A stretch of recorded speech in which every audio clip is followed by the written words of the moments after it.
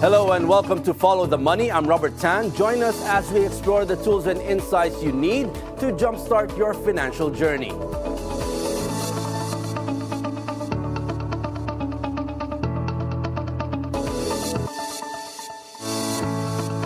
Today on Follow the Money, we're unpacking the deeper forces behind inflation in the Philippines with Dr. Sir Percival Peña-Reyes, Assistant Professor at the Department of Economics of the Ateneo de Manila University. As prices continue to climb, we ask who benefits in this inflationary environment and who bears the brunt, from local inefficiencies and market structures to global shocks and policy gaps. We'll explore what's really driving up costs for everyday Filipinos. We'll also look into persistent issues in sectors like agriculture, energy, and transport, and ask whether current economic strategies are truly addressing inequality or widening the gap. Welcome to Follow the Money, Dr. Peña-Reyes. Thank you for having me. Is it okay to call you Doc, sir? Yes. Sir, let's begin with a bigger picture question here. Now, when prices rise, someone benefits in our current inflationary environment. Who stands to gain the most out of this? Well, of course, inflation, it's, if we go by textbook definition, it's a general increase in the overall price level. And this has to be carefully balanced. The central bank, of course, has that mandate to keep inflation in check. So it's inflation targeting. And by inflation targeting, we mean 2 to 4% growth rate, so that it is going to abet economic growth. No? But of course, if it's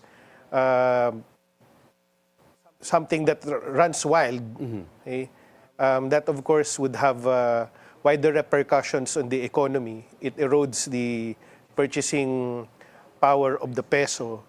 And of course, as you correctly mentioned, there are going to be winners and losers here.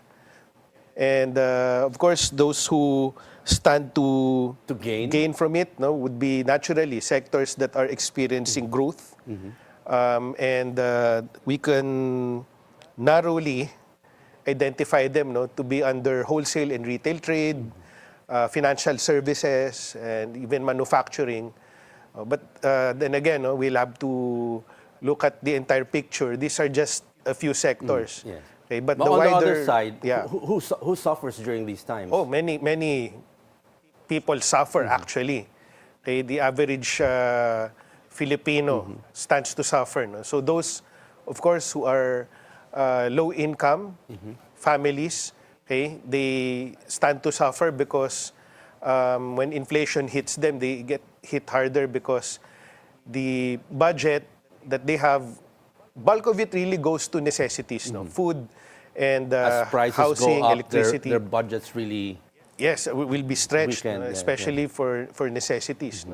And of course, we also have fixed salary earners.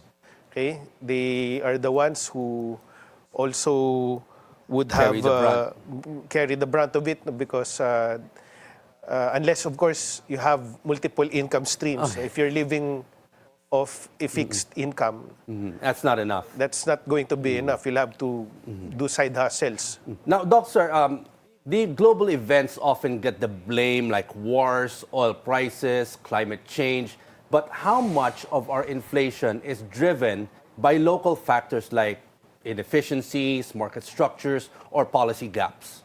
Yes, because for a time, really, especially when we reopened the economy and we were trying to jumpstart economic activity coming from a pandemic, a lot of things happening outside, largely beyond our control, we could attribute inflation to those things. But of course, we're no longer in a pandemic situation. So between internal and external, okay, the internal factors really are going to weigh more. Yes, have a greater effect on really how we manage things. So food inflation, if we recall something recent that happened, it was because of untimely importation. So that's why we had problems, especially with rice. No? But I think now no, we're able to do a better job there. It's decelerating. Okay? So much so that the central bank had found it feasible to lower rates to abet growth. Okay? But they're still on a wait-and-see mode. Okay? Now, Doc, you mentioned rice. Looking at that, the essentials of rice, the electricity and transport, are we facing fair market prices, or are there inefficiencies or practices pushing costs unnecessarily high nowadays? Yes, it's been, of course, pointed out by economists, okay?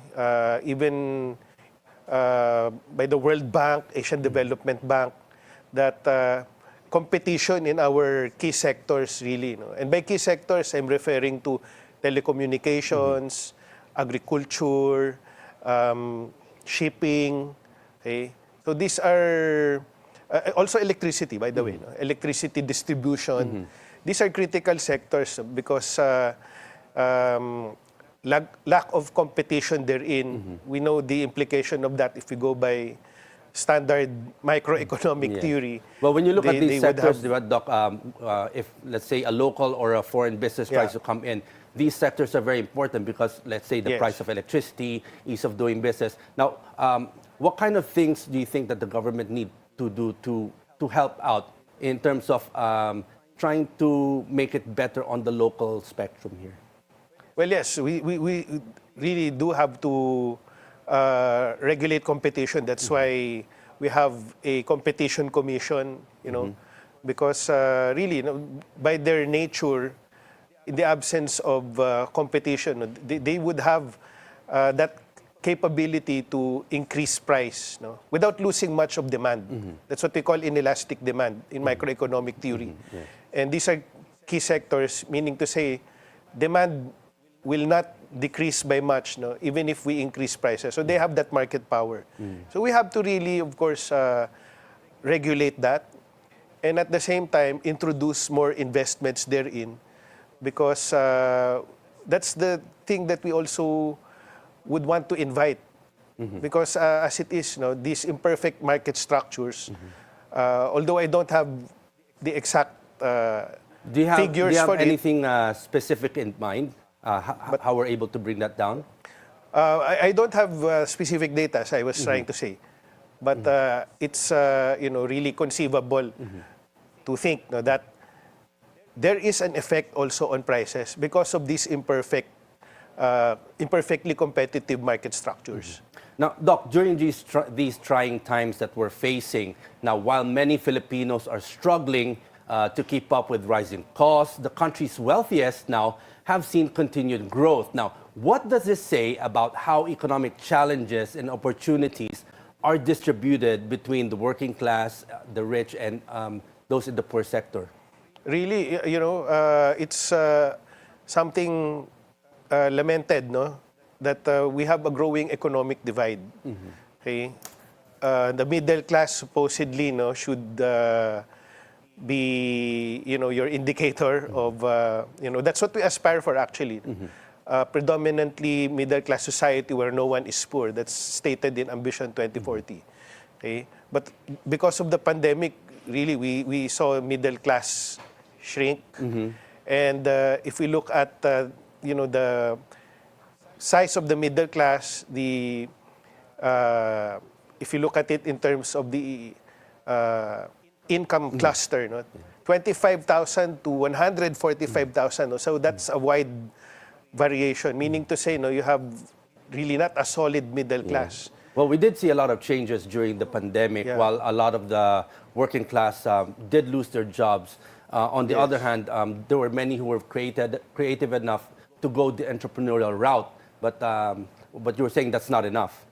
Well, yeah, because small businesses, well, we have to admire them, because it's not really common for us to have entrepreneurship here in this country. But the growth really has been, if we are to go by 3 perennial adjectives to describe growth, narrow, shallow, hollow. Narrow, driven by just a few sectors. Okay, shallow, meaning to say there's not much domestic content and linkages with other sectors in the economy. Now, these few growth drivers. No? And halo, it's not as job creating as we would want. So while entrepreneurship, small businesses are important, no, we have to also consider, no, that it's hard to do business here. Red tape, ease of doing business, Yes. corruption.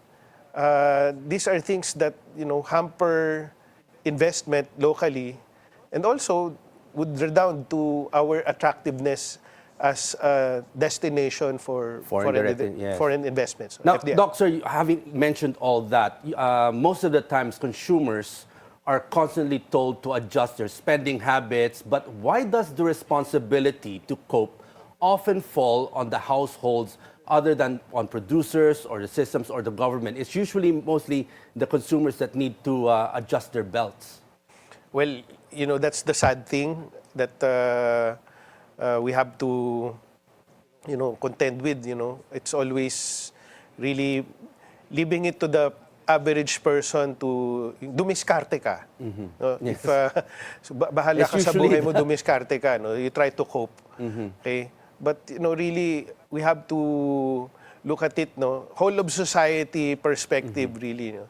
And much of it rests, I think, no, on the government also, no, being able to really build the trust needed, the confidence needed to attract investment. Because at the end of it all, no, inflation, it's always going to be a problem.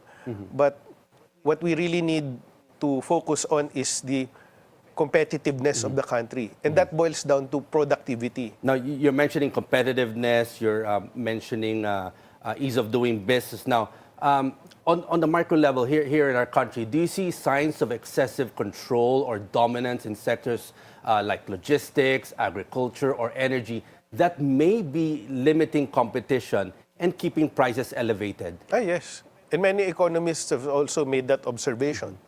Okay? And what we really would need, of course, is to introduce competition in those industries so that we get to temper their market power, no, and lower prices, no, to the benefit of the wider public. Okay? What we must understand, going back to that point about inflation, where there are a few who benefit, but majority actually stand to lose. Okay? Well, conceptually, we can talk about producers and consumers.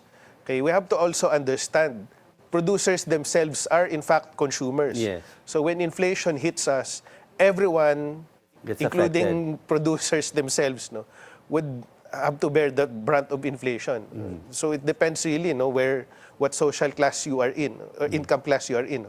But the ones who are in the lower income class are more heavily affected. Now, Doc, talking about inflation, it is usually presented as a single number, but do official figures accurately reflect the lived experience of lower and middle class income Filipino families? Well, we have to understand also there are limitations to macro figures, macro indicators. Okay? That's why we'll have to also look at other things, no? Poverty, hunger, There are statistics there, no? Going back to poverty, let's say, if we look at income-based poverty, okay, we've done a lot of progress there, pulling it down. Okay, in fact, we've been able to bring it down to half, okay, compared with 2006. But malayo na pero malayo pa. Malayo pa. Yes, we have to understand that poverty, you cannot just look at it from an income perspective. There are many dimensions to it. Okay? But what really boils down to the upliftment of the life of the ordinary person. Inflation is, of course, something that the ordinary person experiences. But really, for you to be able to live a dignified life.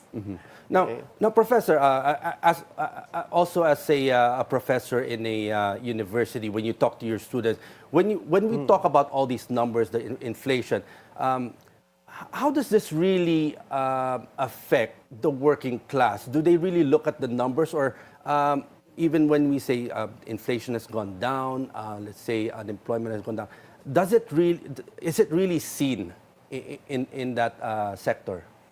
Well, we really have to, again, no, macro numbers would tell you one thing, no, but looking at other things also, like poverty, self-rated poverty, self-rated hunger. These are indicators that would tell you, no, if the average person really is feeling the benefit, no, of growth. No? Okay, but I think one thing that I strongly feel about, really, that given the remaining time under this administration, we should bear in mind that the SONA is coming, it's near. No? Yes. We have a short runway, okay, but what are we intent on doing to uplift the lives of ordinary people? Now, Doc, before you answer that and continue, we're just getting warmed up. Follow the Money returns after a short break.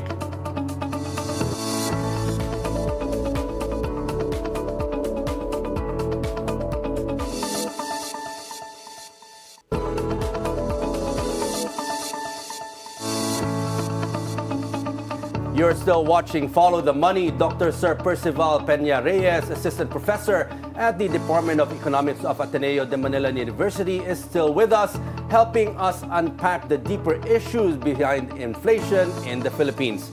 Now, Doc, we were talking about how it really affects the working class, the poor sectors, all these that are happening when you talk about inflation, when you talk about global issues.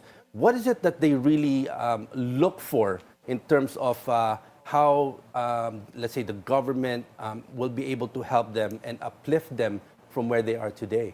Really, a lot of trust building to work on, because, trust is an important thing. Because if there is greater trust in the economy, there will be greater cooperation that would redound to prosperity, and that builds in turn greater trust in your economy in a virtuous circle. But of course, the opposite happens when you don't have much trust. No? And so far, okay, what do we need to do to build trust? No? I mentioned those things, going back to those things about being more really serious in addressing issues about inefficiencies in the bureaucracy, red tape, corruption. Okay, this ultimately would build trust. No, if we are able to see that our institutions are working. Okay, that there is reason for Filipinos still to continue residing and working here in the Philippines, so that each and every one of us would have something to contribute to value creation in the economy. There's a reason for businesses to come here because there's trust, stability in the economy that they can trust. And I think that's one thing that we need to really look at. Doc, besides trust, now with the upcoming SONA of the President, as a professor, as an economist, what are you looking for yourself in terms of how we get the economy back up and running? Yes, I would really, people may not find this sexy because there are other issues that we see in the news, okay? But I think what we really need to hear from that SONA is how are we going to prime the economy? Because as it is, we haven't really still met our internal growth targets. In fact, we've even downgraded it. So what are we keen on doing? What is the government going to do about it? And concretely, in terms of improving competitiveness and being able to attract investments, because ours is a limited domestic economy. We will really need to attract more investments, especially from outside, to lead that growth that we want. Now, Doc, if you had the power to reform one key system contributing to inflation, whether in agriculture, energy, or bureaucracy, where would you start? That's a difficult question, Robert, no? Because there are many problems besetting us, no. But what would be one key? That thing that reform? I mentioned about trust building, Trust. I think, no, ease of doing business, corruption perception, malaking bagay na yun eh. Because really, if we just focus really on these three words, no, being known, being good, and being consistent, no, which of course would have indicators, no, if you are to look at it in terms of accountability. Yes. People demanding accountability from the government, that we have, we are able to trust the government to act for the good of society. That, I think, would be a very big plus already, no, to attract investments. Are you optimistic that could happen? In the 3 years that are remaining, I'm hopeful that we are able to, make positive changes. We always have to remain hopeful. Okay? But although we have to temper that optimism with realism also, because 3 years is a very short runway. Well, if that does happen, a lot of local and even foreign businesses would benefit from that. Now, if we look at businesses now, Doc, sir, how are small businesses, especially food vendors and sari-sari store owners, managing supply chain pressures and frequent price adjustments from their suppliers? Well, really, it's going also, it's difficult for them because they, rely on inputs basically, and they're not really price makers, they're price takers. So small businesses would suffer also from inflationary episodes. They'll just take what they can get, Yes. something like that? Yes. And, we really have to give support, subsidize even when necessary, in a very conscientious manner, these things. But overall, really, I have to go back to that word. How do we attract more investments? That boils down to improving competitiveness, which redounds to productivity. Doc, we've talked about small businesses, big businesses, the working class sector, the rich sector, and the poor. Now, are we seeing the emergence of a divided economy where higher income groups adapt easily while low income families face deepening financial strain during these trying times? Yes, even the World Bank has warned us of that, unless we make really dramatic changes, policy changes, really, in a sustained manner. Because there is as I mentioned, a growing economic divide. And when your growth, again, is narrow, shallow, and hollow, you risk hampering the spending power of a vast majority of your population. That's why ours is a limited domestic economy. That's why we need to look outward. That's why we need to attract investments. Need more help. It's a chicken and egg thing, How can you attract investments if there's nothing attractive about you? So True. Yes. Those pillars of competitiveness, macroeconomic stability, we're doing well there, but we still can improve. The question there is, can we sustain our growth up to 2040 when we want to graduate eventually to an upper middle income economy? But there are other things, government efficiency, business efficiency, and the quality of infrastructure. So these things require constant investment. We need to still work very hard on Still lots corruption, to do, but optimistic we'll get there somehow. Again, like I told you, we have to Work on it. be optimistic, Yes. work on it. If I may borrow a term that I learned from Catholic catechism, that rectitude of intention. we have to have that rectitude of intention. No matter what happens, we have to really think of the good of society, Yes. the betterment of the average person, because as it is right now, there are just a few who are benefiting from growth. Doctor, now let's go to our hard questions, the rapid fire questions. You don't have to explain, just say yes or no. Let's start with this. Are some people secretly loving high inflation? Yes or no? Yes.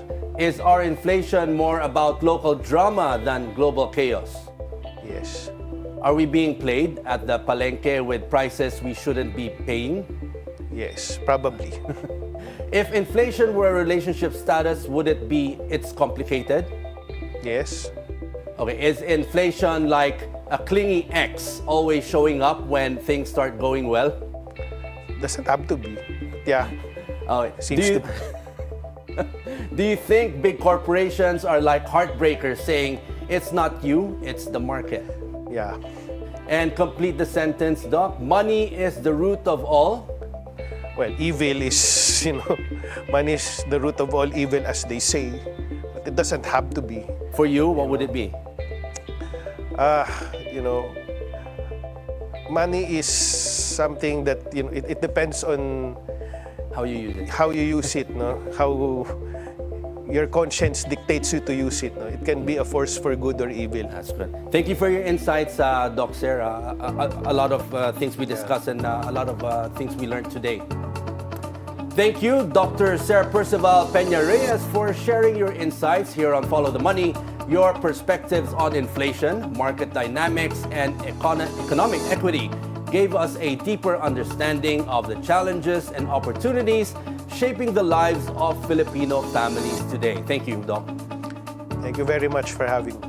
And taking a step back from today's general discussion on inflation, here's a reminder that we're not only dealing with policy rates and price tags. From World Bank Chief Economist Indermit Gill, persistent inflation is not only a monetary challenge, it is a development challenge that risks pushing millions back into poverty. And that's it for today's edition of Follow the Money. I'm Robert Tan. Thanks for watching. Keep it here on BNC, the Bilyonaryo News Channel.